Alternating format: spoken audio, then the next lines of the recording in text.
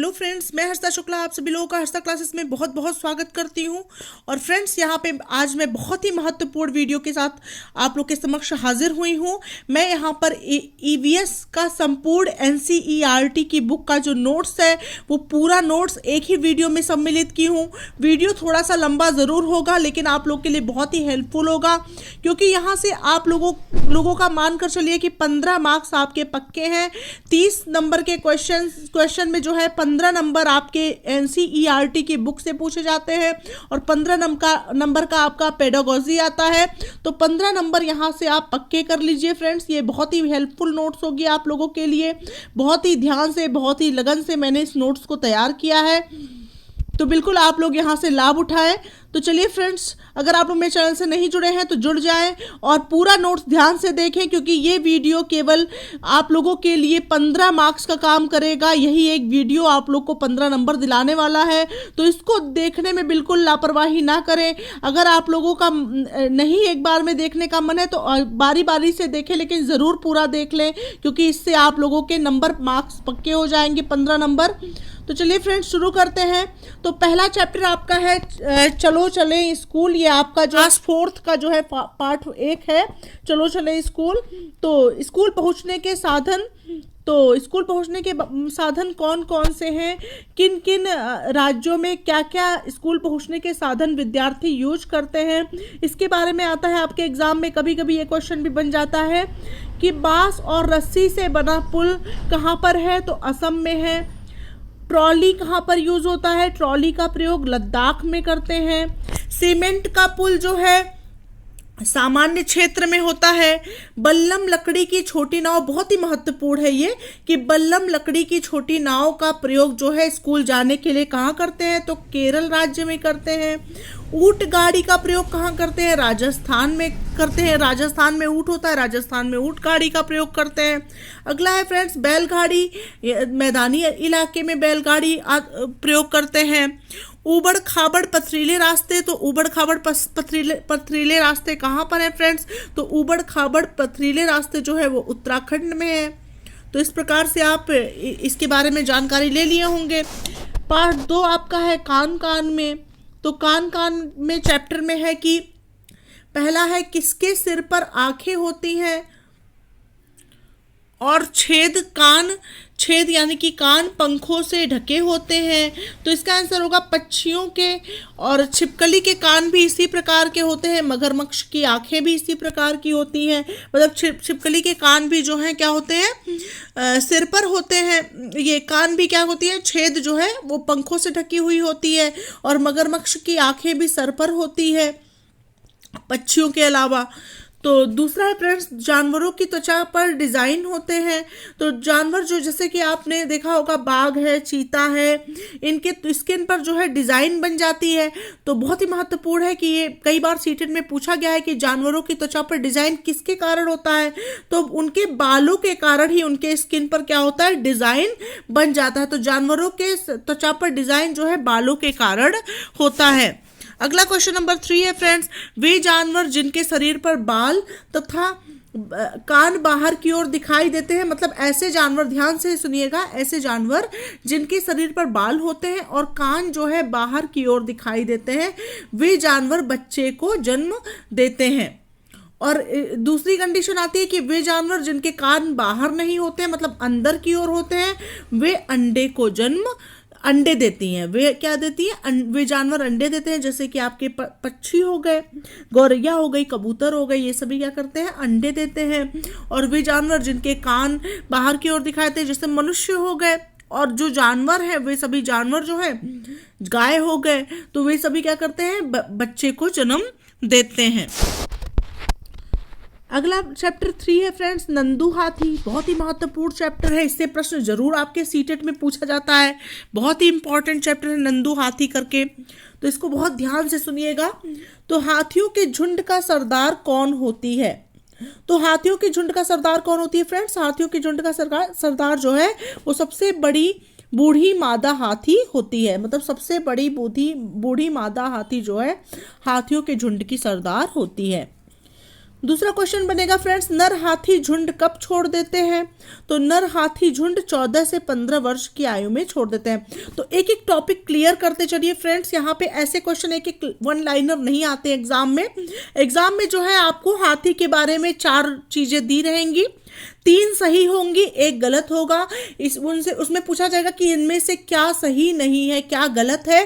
तो अगर आपको पूरा कॉन्सेप्ट क्लियर रहेगा तो आप जान जाएंगे कि ये चीज नहीं है और ये चीज है। तो जैसे कि सरदार कौन होती है? तो सबसे बड़ी बूढ़ी मादा हाथी होगी, तो ये चीज आप सही मान लेंगे। और नर हाथी झुंड कब छोड़ देते हैं? तो क्यों सबसे बड़ी बूढ़ी मादा हाथी होती है? क्योंकि जो नर हाथी होते हैं वो झुंड जैसे ही वो 1400 से 15 वर्ष की आयु के होते हैं, वो झुंड छोड़ करके चले जाते हैं।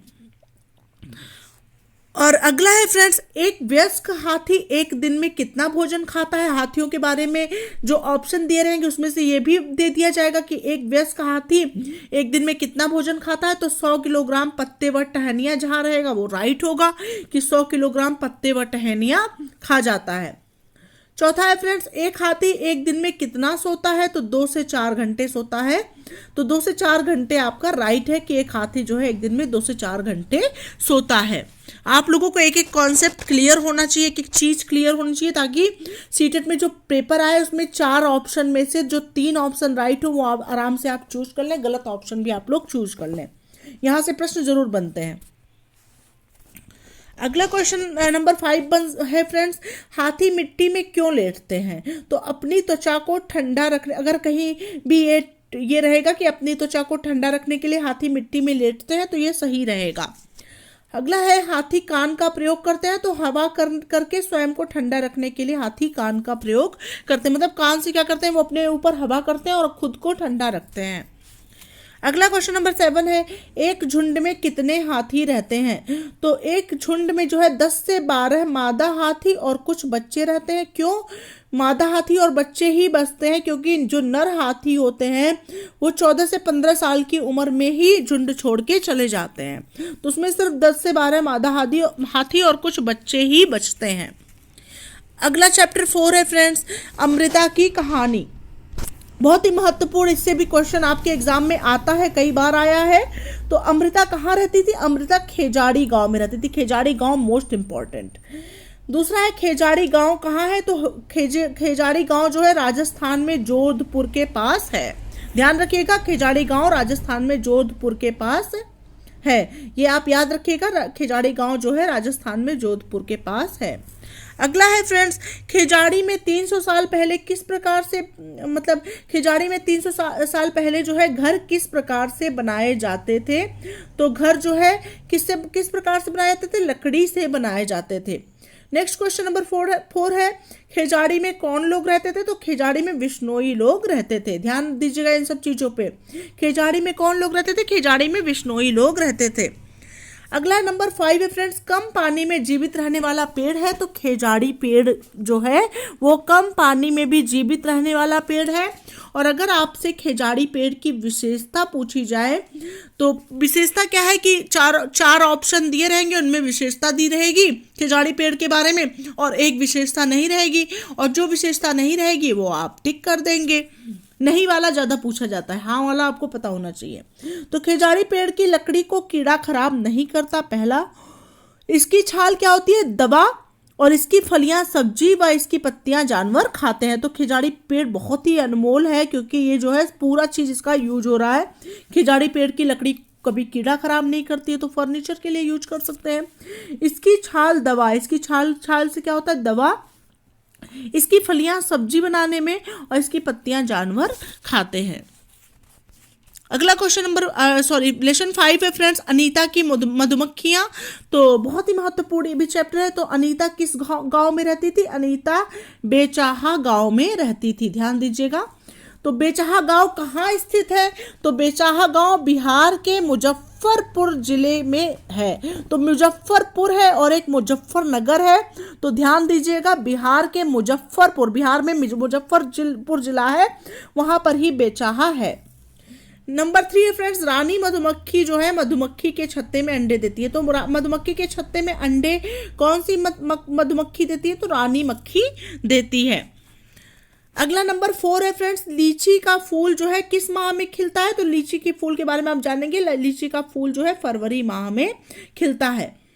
मधुमक्खियां अंडे कब देती हैं? तो मधुमक्खियां अक्टूबर से दिसंबर माह में अंडे देती है। बहुत ही महत्वपूर्ण, कई बार सीटेट में पूछा गया है ये प्रश्न कि मधुमक्खियां अंडे कब देती है? तो मधुमक्खियां अक्टूबर से दिसंबर माह में देती है।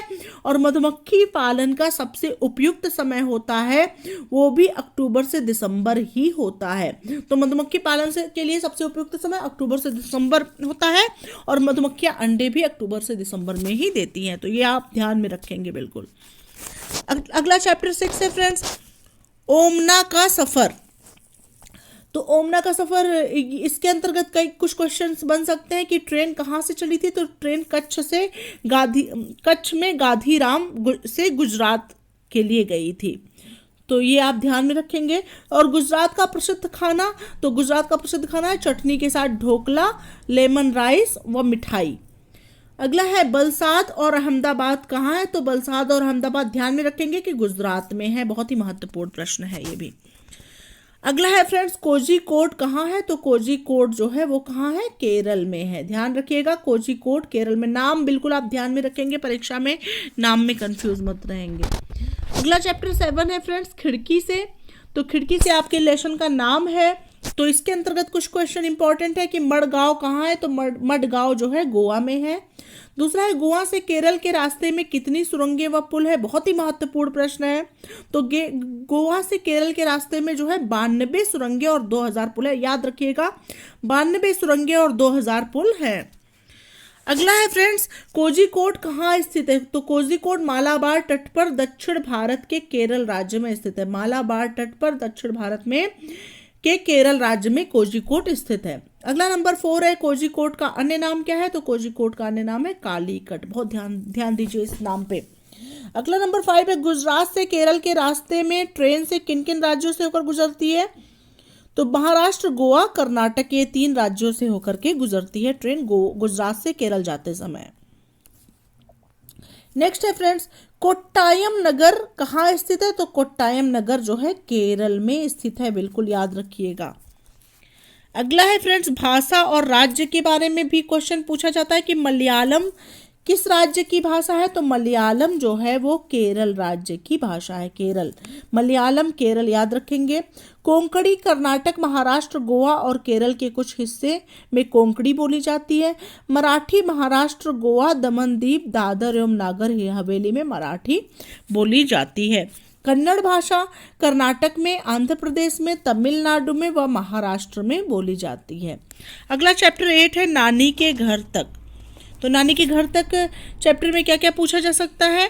पहला, ट्रेन के टिकट पर क्या क्या लिखा होता है? बहुत ही महत्वपूर्ण, ट्रेन का नंबर लिखा होता है, सफर शुरू होने की तारीख लिखी होती है। अगर आप में कहीं पूछा जाए, 4 ऑप्शन दिया रहेगा, 3 ऑप्शन राइट होगा, चौथा गलत होगा। ट्रेन का नंबर सही होगा, सफर शुरू होने की तारीख सही होगी। अगर लिखा जाए कि सफर खत्म होने की तारीख, तो ये ट्रेन के टिकट पर नहीं लिखा रहता है। बर्थ व डिब्बे का नंबर लिखा रहता है, ये भी सही है। किराया व दूरी किलोमीटर में लिखा रहता है, ये भी सही है। ध्यान रखिएगा, जो चीज़ नहीं लिखा रहता है कि सफ़र खत्म होने की तारीख नहीं लिखी रहती है ट्रेन के टिकट पर, ये ध्यान रखिएगा। और ये सारी चीज़ें जो लिखी रहती हैं उसको भी ध्यान रखिएगा। अगला है नंबर 2 फ्रेंड्स, फेरी क्या है? बहुत ही ज़्यादा महत्वपूर्ण पूछा गया प्रश्न। तो फेरी एक प्रकार की नाव है, ध्यान रखिएगा, जो केरल में प्रयोग होती है।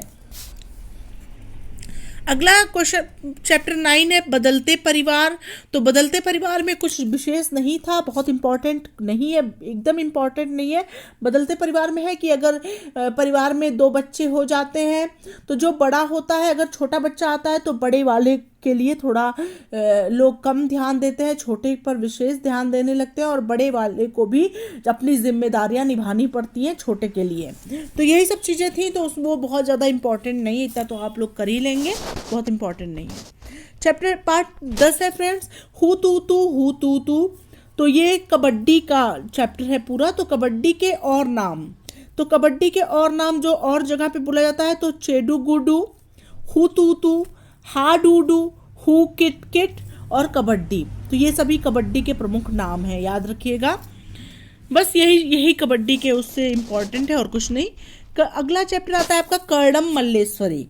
तो कर्णम मल्लेश्वरी बहुत महत्वपूर्ण है, एग्जाम में पूछा गया, इससे बहुत क्वेश्चन बनते हैं, बहुत बहुत इंपॉर्टेंट, मोस्ट इंपॉर्टेंट मैंने लिखा हुआ है यहाँ पे।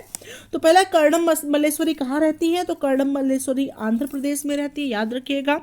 कर्णम मल्लेश्वरी क्या करती है? भार उठाती हैं, वेट लिफ्टर हैं, याद रखिएगा इसको भी। इनके पापा क्या करते हैं? इनके पापा हवलदार हैं, बिल्कुल याद रखिएगा ये सब चीज़ें इनके बारे में। चौथा है मल्लेश्वरी ने वेट उठाना कब शुरू किया था? तो 12 वर्ष की आयु में शुरू किया था, ये भी ध्यान रखिएगा।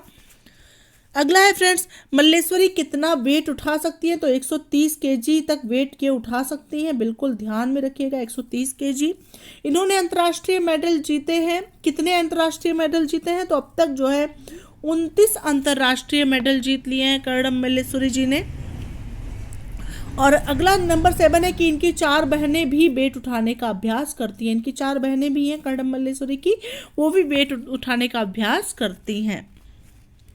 अगला पाठ 11 है फ्रेंड्स, फुलवारी। तो बहुत ही महत्वपूर्ण पाठ है, इसको भी ध्यान में रखिएगा कि फुलवारी जो है फूलों की घाटी कहाँ स्थित है, बहुत ही महत्वपूर्ण प्रश्न। तो उत्तराखंड के चमोली जिले में मतलब फूलों की घाटी स्थित है, बहुत ही महत्वपूर्ण प्रश्न है। अगला है मधुबनी क्या है, बहुत बहुत इंपॉर्टेंट। तो एक चित्रकला जिसको पेंटिंग कहते हैं, पेंटिंग है। तो इसे मधुबनी क्यों कहा जाता है? तो बिहार में मधुबनी नामक जिला है, उसी के नाम पर इसे मधुबनी पेंटिंग कहते हैं। बिहार में जो है मधुबनी नाम का एक जिला है और उसी के नाम पर मधुबनी पेंटिंग नाम पड़ा है। नंबर 4 है फ्रेंड्स, मधुबनी पेंटिंग किससे बनती है? तो चावल के पाउडर में रंग मिलाकर मधुबनी पेंटिंग बनाते हैं। अगला नंबर 5 है, इस पेंटिंग में क्या क्या दर्शाया गया है? तो इस पेंटिंग में मनुष्य, जानवर, पेड़, फूल, पक्षी, मछली और कई अन्य जानवरों को दर्शाया गया है। ध्यान दीजिएगा इस सब टॉपिक पे, इससे क्वेश्चन आ सकते हैं। और इसमें इसको भी ध्यान रखिएगा कि इसमें नील, हल्दी, फूल, पेड़ों के रंग का प्रयोग किया जाता है। मतलब इस पेंटिंग को बनाने में नील का, हल्दी का, फूल और पेड़ों के रंग का प्रयोग भी किया जाता है, मोस्ट इंपॉर्टेंट। अगला क्वेश्चन नंबर चैप्टर 12 है फ्रेंड्स, कैसे कैसे बदलते घर। तो गाजी खान अब कहाँ पर स्थित है? बहुत ही महत्वपूर्ण प्रश्न है ये भी। तो गाजी खान अब यह जगह पाकिस्तान में है। अगला नंबर 2 है फ्रेंड्स, पहले लोग कच्चे घरों में दीवारों व फर्श पर गोबर एवं मिट्टी का लेप क्यों करते थे पहले के लोग? तो क्योंकि गोबर मिलाने से क्या होता है, मिट्टी में कीड़ा नहीं लगता है, इसीलिए गोबर एवं मिट्टी का लेप करते थे। अगला नंबर 3 है फ्रेंड्स, लकड़ी की छत को दीमक से बचाने के लिए क्या करते थे? तो नीम तथा कीकर की लकड़ियां बिछाते थे, बहुत महत्वपूर्ण, ध्यान रखिएगा। पार्ट 13 है फ्रेंड्स, पहाड़ों से समुंदर तक। तो पहाड़ों से समुंदर तक भी बहुत महत्वपूर्ण चैप्टर नहीं है ये आपके एग्जाम के लिए। बस इसमें इतना जान ले कि इसमें प्रदूषण के बारे में बताया गया है ज़्यादा से ज़्यादा कि पहाड़ों पर पानी शुद्ध रहता है और शहरों में जाकर के गंदा हो जाता है। पहाड़ों में प्रदूषण कम होता है, शहर में जाने पर पानी प्रदूषित हो जाता है। ये सभी चीज़ें पानी के बारे में बताया गया है पहाड़ों से समुंदर तक में। अगला चैप्टर 14 है फ्रेंड्स, बसवा का खेत। तो ये भी बहुत महत्वपूर्ण नहीं है, खेती बाड़ी के बारे में है। इसमें एक ही महत्वपूर्ण क्वेश्चन था कि बेलबनिका गांव कहाँ पर स्थित है? तो कर्नाटक में स्थित है। बेलबनिका गांव ध्यान रखिएगा, कर्नाटक में स्थित है, बहुत ही महत्वपूर्ण। अगला नंबर 15 है फ्रेंड्स, मंडी के घर तक। तो ये भी बहुत ही महत्वपूर्ण चैप्टर नहीं था, तो इसको मैंने नहीं लिया है। इसमें किसान जो है प्याज की खेती के बारे में बात हुई है कि प्याज जो है उगाता है, उसको मंडी में जाकर के बेचता है, उससे फायदा होता है, फिर वो खेती करता है। तो इतना तो सभी लोग जानते ही हैं और ये कभी एग्जाम में आया नहीं है, इसमें कुछ महत्वपूर्ण नोट्स नहीं बन रहा था। अगला क्वेश्चन नंबर 16 इससे बहुत ही महत्वपूर्ण है कि चूचू करती आई चिड़िया, बहुत ही महत्वपूर्ण है। तो गिजूभाई बदेका कहाँ रहते थे? तो गिजूभाई बदेका गुजरात में रहते थे। इन्होंने बच्चों के लिए कई कहानियां लिखी थी, बच्चों की कहानी के लिए प्रसिद्ध हुए। अगला क्वेश्चन नंबर 2 बनता है, इंडियन रोबिन यानी किलचड़ी पक्षी अपने अंडे कहाँ देता है? तो सड़क के किनारे पत्थरों के बीच में देता है। अगला है फ्रेंड्स, कोयल अंडे कहाँ देती है? तो कोयल अंडे कौवा के घोंसले में देती है।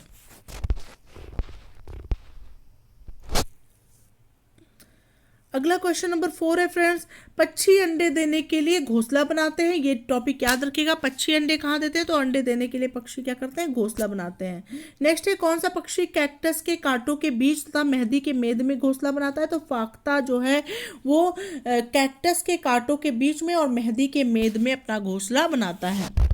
अगला नंबर 6 है, गौरैया और कबूतर घोंसला बनाती है, तो पुराने घरों में गौरैया और कबूतर घोंसला बनाते हैं। अगला है, बसंत गौरी पेड़ के तने में गहरा छेद बनाकर अंडे देती है। बहुत ध्यान रखिएगा कि बसंत गौरी जो है पक्षी, वो पेड़ के तने में गहरा छेद बनाकर अपने अंडे देती है। 8वां है, कौन सी पक्षी पत्तों को चोंच से सी कर उसके बीच में घोंसला बनाती है, मतलब पत्ते को जो है क्या करती है, चोंच से अपने सी देती है और उसके बीच में अपना घोंसला बनाती है। तो दर्जिन चिड़िया, बहुत ही महत्वपूर्ण, दर्जिन चिड़िया जो है वो पत्तों को सी करके ही उसके बीच में अपना घोंसला बना लेती है। 9वां है, डाली पर लटकता हुआ घोंसला बनाते हैं, तो शक्कर खेरा डाली पर लटकता हुआ घोंसला बनाते हैं। नोट इसमें लिखेंगे कि बीबर नर पक्षी अपने घोंसले बनाते हैं, मादा बीबर उन सभी घोंसलों को देखती है और जो अच्छा लगता है उसमें अंडे देती है। मतलब बीबर नर पक्षी क्या करता है, अपना घोंसला बनाता है, कई घोंसला बनाता है, और जो मादा बीबर होती है वो उन घोंसलों में से बेस्ट घोंसले का चुनाव करती है और जो अच्छा लगता है उसमें अपने अंडे दे देती है। अगला पार्ट 17 है, नंदिता मुंबई में, तो ये भी बहुत महत्वपूर्ण चैप्टर नहीं था इसलिए इसका नोट्स नहीं बनाई हूँ। पार्ट 18 है फ्रेंड्स, बहुत ही महत्वपूर्ण, पानी कहीं ज़्यादा कहीं कम, तो नाल मड्डा कहाँ पर है, तो नाल मड्डा आंध्र प्रदेश में है। अगला एक कहानी इसी चैप्टर में था कि होलगुंडी कहाँ पर है, इस कहानी से रिलेटेड क्वेश्चन, होलगुंडी कर्नाटक में है, बहुत ही महत्वपूर्ण प्रश्न। होलगुंडी में बच्चों की पंचायत को क्या कहा जाता है, तो होलगुंडी में बच्चों की पंचायत को भीमा संघ कहा जाता है। याद रखिएगा इन सभी टॉपिक्स को, बहुत ही महत्वपूर्ण टॉपिक्स है, इससे क्वेश्चन जरूर पूछे जाते हैं आपकी परीक्षा में। अगला नंबर 4 है, पानी की टंकी को साफ करने का कदम किसने उठाया था, तो भीमा संघ के बच्चों ने उठाया था पानी की टंकी को साफ करने का कदम। अगला पार्ट 19 है फ्रेंड्स, जड़ों का जाल, बहुत ही महत्वपूर्ण पार्ट है ये भी। तो पहला क्वेश्चन बनता है कि बरगद की लटकी हुई शाखाएं क्या है, तो इस जड़ कहलाएंगी। दूसरा है कि ओक पेड़ कहाँ पाया जाता है, तो ओक का पेड़ ऑस्ट्रेलिया में पाया जाता है। तो इसके बारे में, ओक के पेड़ के बारे में आप जान लीजिए कुछ, कि बहुत ही महत्वपूर्ण है, आता है आपके एग्जाम में, कि इस पेड़ की जड़ें पेड़ की गहराई से 30 गुना गहराई तक जमीन में जाती है। ओक के पेड़ की जड़ें क्या होती है, पेड़ की गहराई से जो है 30 गुना ज़्यादा गहराई तक जड़ों में मतलब मिट्टी में, जमीन में जाती हैं, ताकि जब तक कि वे पानी तक ना पहुंच जाएं। मतलब पानी तक पहुंचने के लिए वे क्या, जितनी गहराई तक पानी होगा उतनी गहराई तक वो जड़ जाती जाएगी, और यह पानी जड़ों के अंदर क्या होता है, जमा हो जाता है, और लोग पेड़ के अंदर पतला पाइप डालकर पानी निकाल लेते हैं। तो बहुत ही महत्वपूर्ण है ये, जहाँ पे पानी की कमी होती है वहीं पर ये पाया भी जाता है। अगला पार्ट 20 है, मिलकर खाएं। तो पहला क्वेश्चन इससे बनता है, बिहू त्योहार कब और कहाँ मनाया जाता है, तो असम में चावल की फसल आने पर 14 से 15 फरवरी को, या असम की भाषा में हम कहें कि 1 से 2 माघ को बिहू का त्योहार मनाया जाता है। दूसरा है, भेला घर किससे बनता है, तो भेला घर बहुत ही महत्वपूर्ण है, भेला घर जो है बांस से बनता है।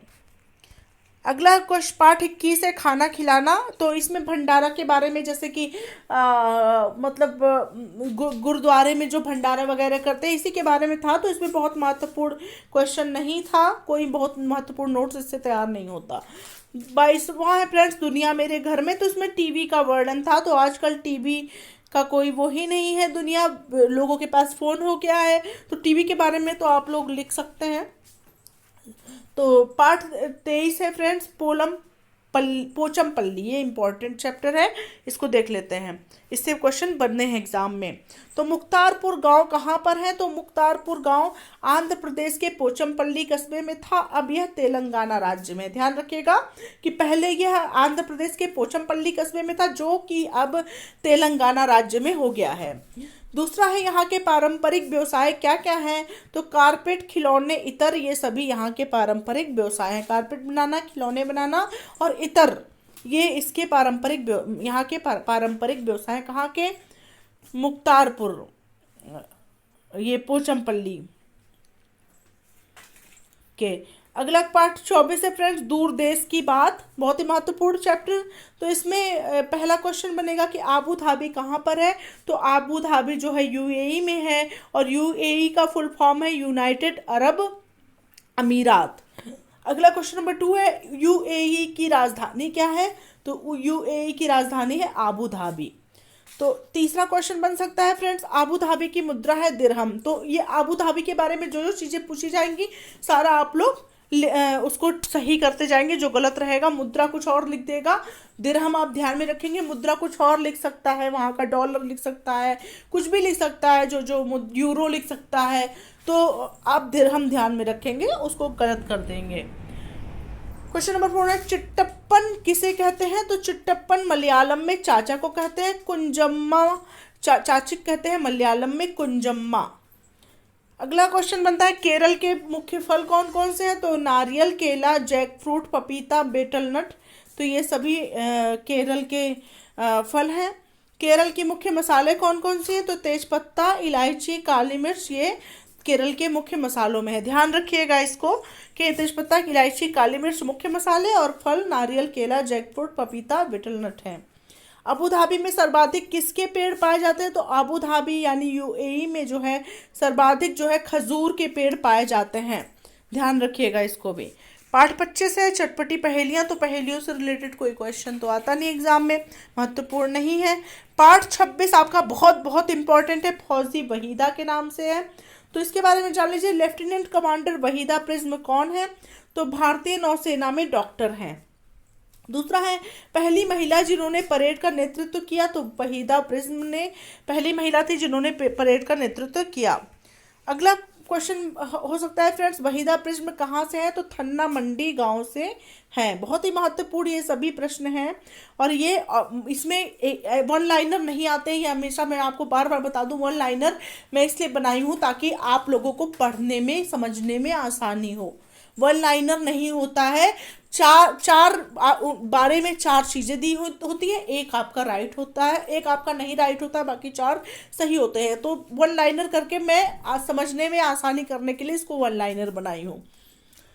थन्ना मंडी गांव कहाँ पर है। तो थन्ना मंडी गांव जम्मू कश्मीर के राजौरी जिले में है। ये भी वहीदा थन्ना मंडी गांव से है, और थन्ना मंडी गांव जम्मू कश्मीर के राजौरी जिले में है।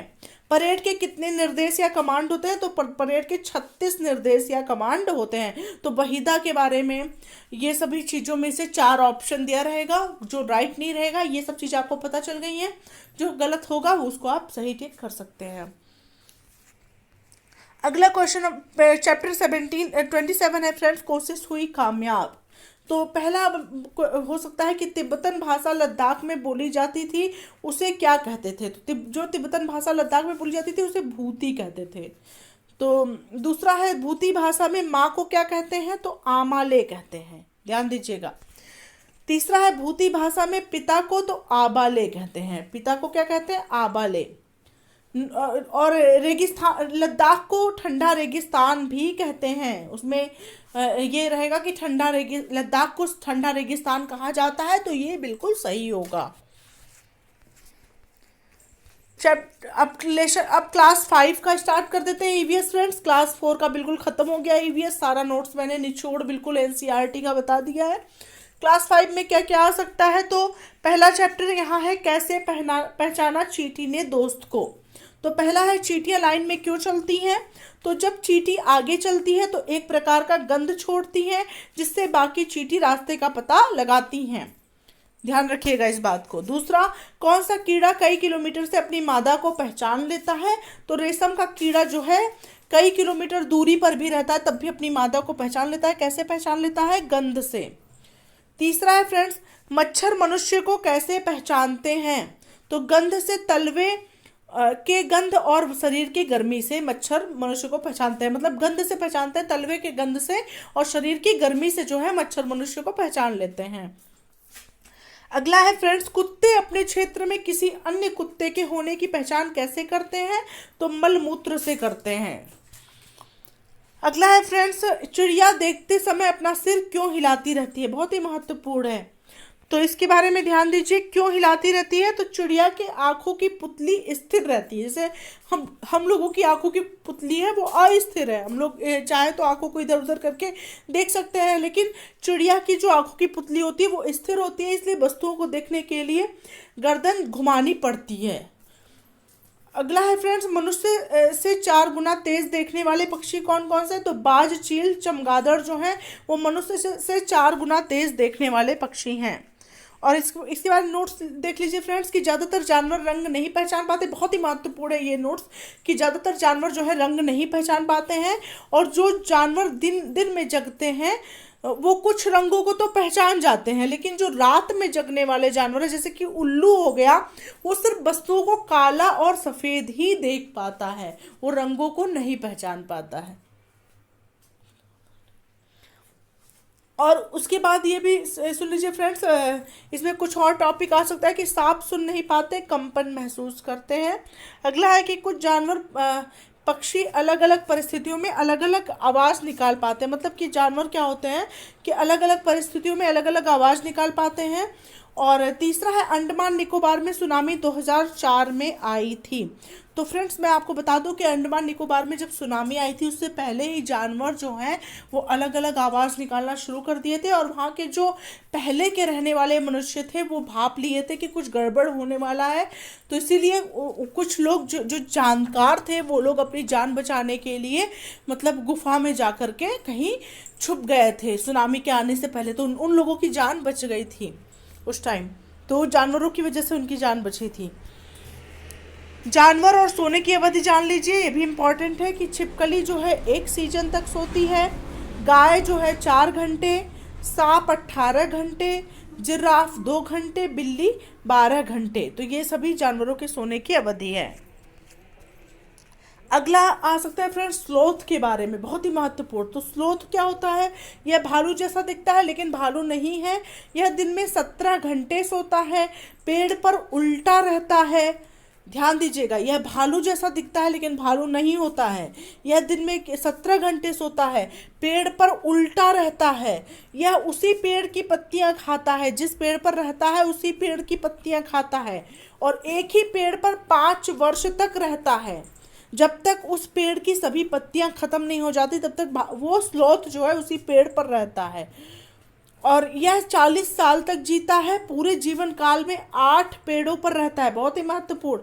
और 1 सप्ताह में 1 बार ही पेड़ के से नीचे उतरता है। क्यों उतरता है? मलमूत्र त्याग करने के लिए, भोजन वगैरह के लिए, केवल 1 बार ही, मतलब कुछ मतलब घूमने के लिए, रेस्ट करने के लिए, आराम करने के लिए थोड़ा सा। तो एक सप्ताह में 1 बार ही वो पेड़ से नीचे उतरता है। ध्यान दीजिएगा सारी चीज़ें कि भालू जैसा दिखता है लेकिन भालू नहीं होता है, 17 घंटे सोता है, पेड़ पर उल्टा रहता है, या उसी पेड़ की पत्तियां खाता है, और एक पेड़ पर 5 वर्ष तक रहता है जब तक कि पत्तियां उस पेड़ की ख़त्म ना हो जाए। और इसका पूरा जीवन काल 40 वर्ष होता है, और पूरे जीवन काल में यह कितने 8 पेड़ों पर रहता है, और एक सप्ताह में 1 बार ही पेड़ से नीचे उतरता है। अगला टाइगर के बारे में जान लीजिए फ्रेंड्स। टाइगर के बारे में आ सकता है कि बाघ हमसे 6 गुना बेहतर देख सकता है, मतलब हमसे जो है 6 गुना बेहतर देखता है मनुष्यों से। बाघ की मूछें संवेदनशील होती है जिससे वह हवा की गति और कंपन का पता लगा लेता है। इसकी मूछ अंधेरों में शिकार ढूंढने में मदद करती है। बाघ पत्तियों की आवाज़ और किसी जानवर के हरकत में अंतर कर लेता है, मतलब पत्ती की आवाज़ है या कोई जानवर हरकत कर रहा है उसमें वो अंतर जान लेता है। बाघ के कान चारों दिशा में घूम सकते हैं।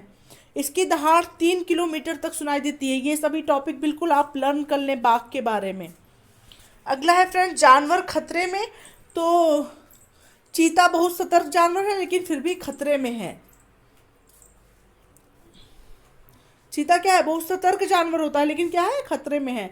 जानवरों को मारे जाने के कारण, तो हाथी को किसके लिए मारा जाता है? दांत के लिए मारा जाता है। गेंडा को सींग के लिए मारा जाता है।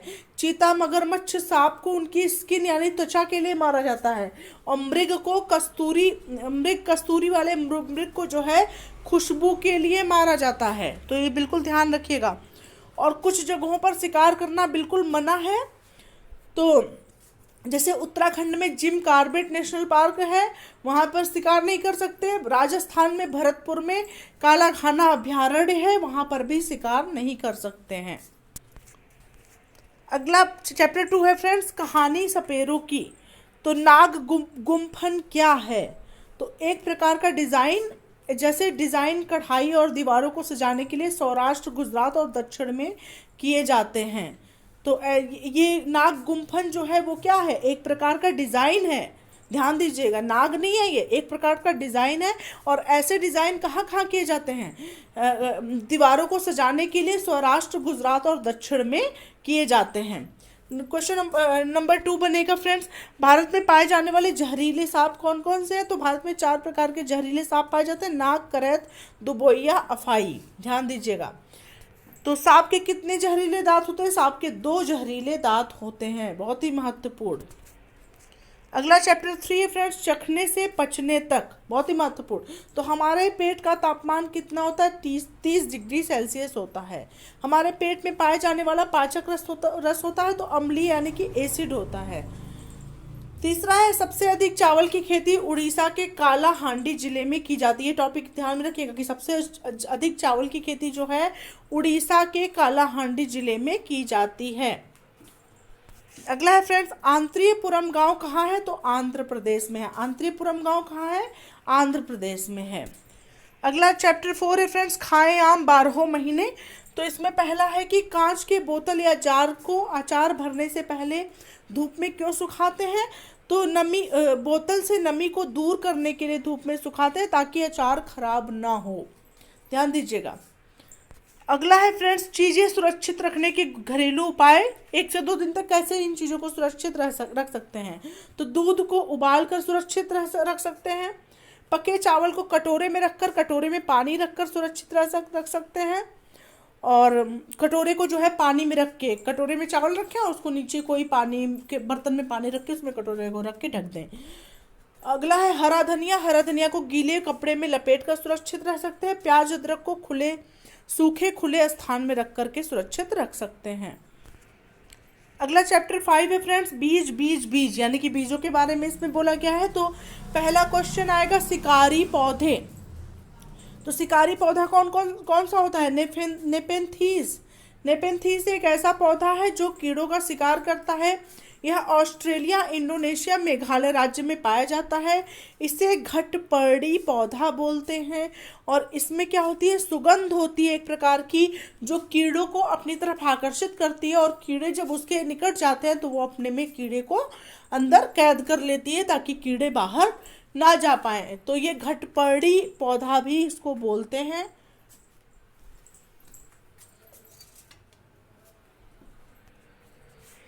अगला नंबर 2 है फ्रेंड्स, बेलको की खोज किसने की थी? तो जॉर्ज मिस्ट्रल ने 1948 में की थी।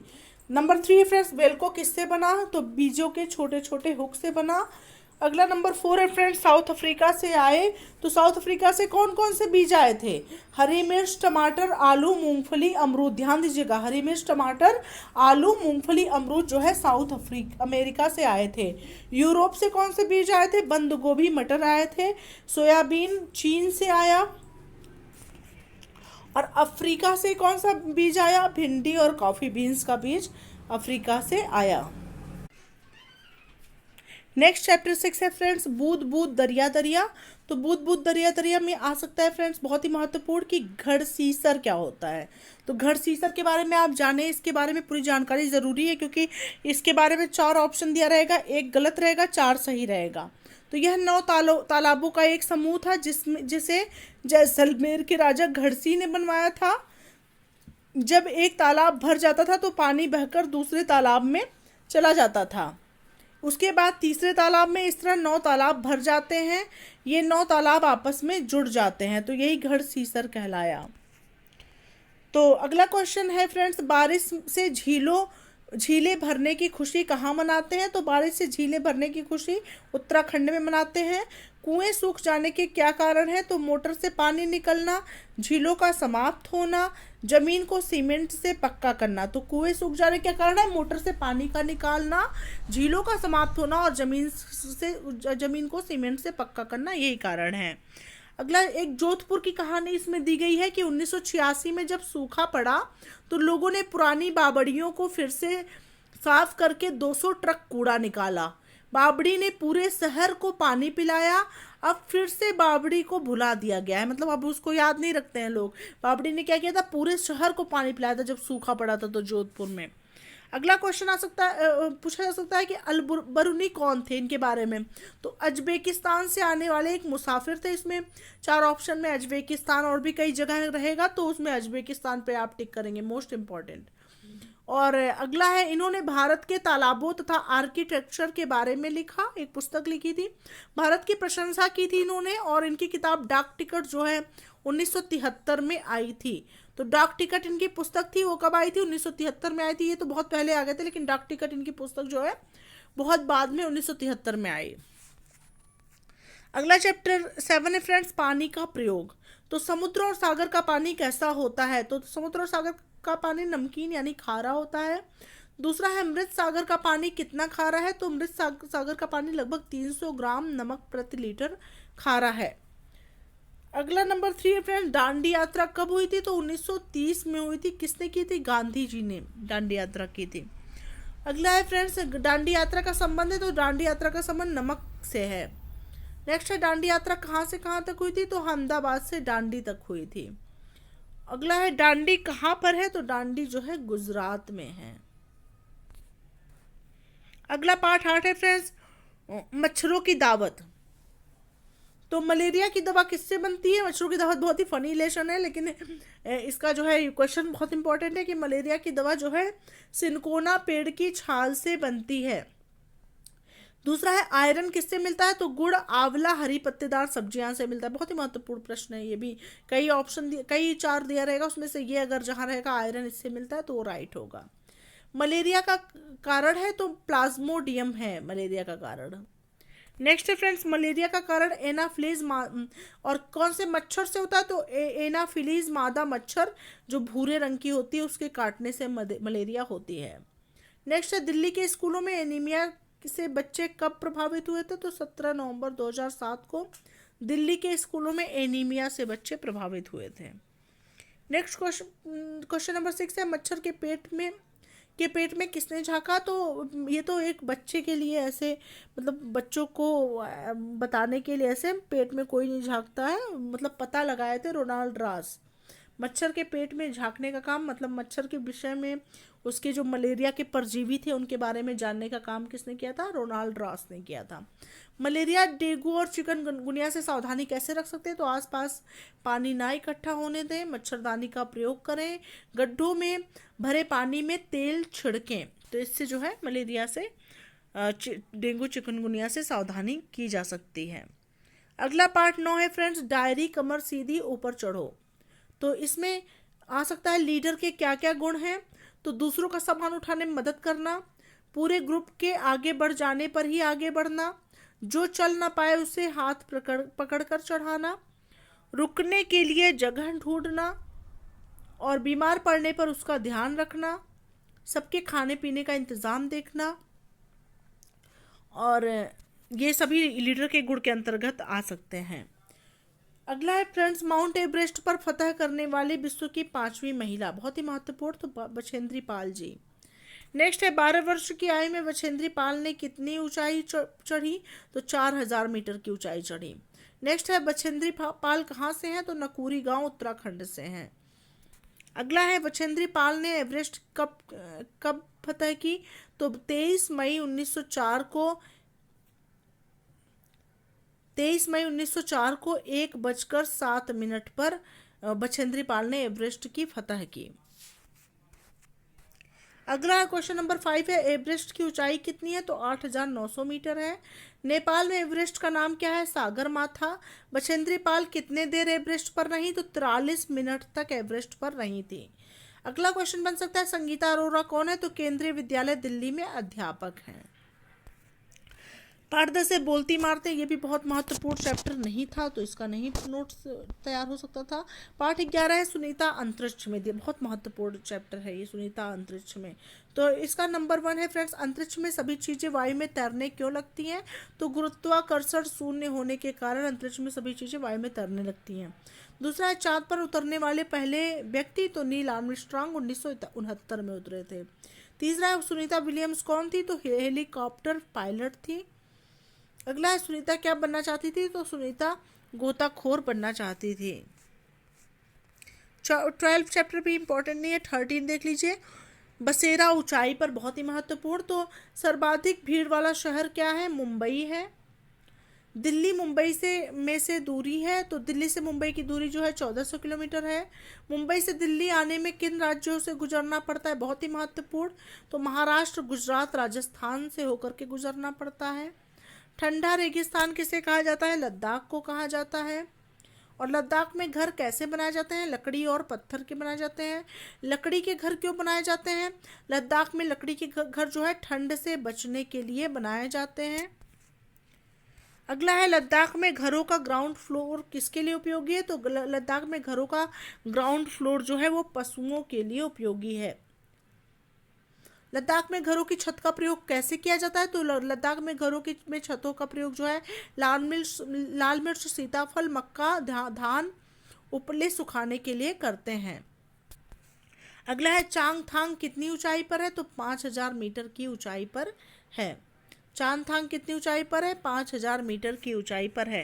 तो ये रहे फ्रेंड्स एनसीईआरटी के बहुत ही महत्वपूर्ण नोट्स। अगर आप लोग को मेरा प्रयास अच्छा लग रहा है तो कमेंट सेक्शन में जाके कमेंट जरूर करें फ्रेंड्स। मैं ऐसे ही आप लोगों के लिए इंपॉर्टेंट नोट्स यूपीटेट में भी प्रोवाइड करती रहूँगी, पीडीएफ भी प्रोवाइड करूँगी।